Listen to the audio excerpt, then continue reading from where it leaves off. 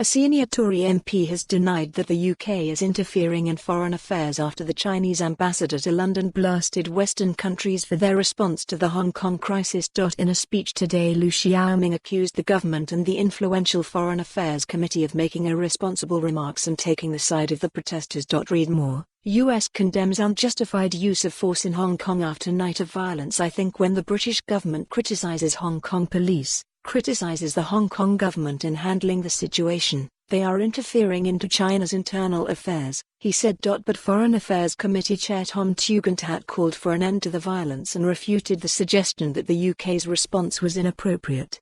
Calling for an end to violence isn't foreign interference, it's defending the joint declaration, he said, referring to the agreement signed by the UK and China in 1984 to determine the future of Hong Kong. In a speech at the Chinese embassy in London, Liu accused the government of being two-faced in its response to the ongoing crisis in the former British colony.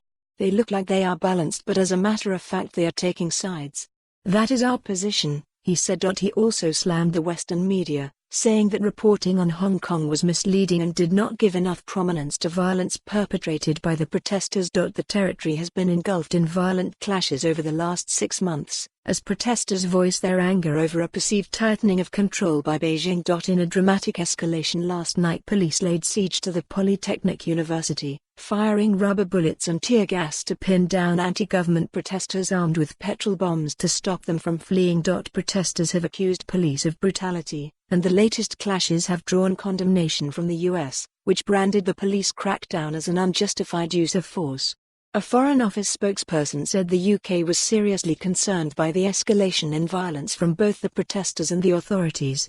Read more. China condemns attack on Hong Kong minister in London. However, Tugendhat told City AM that the UK needed China's voice in building the rule of law and defending global trade.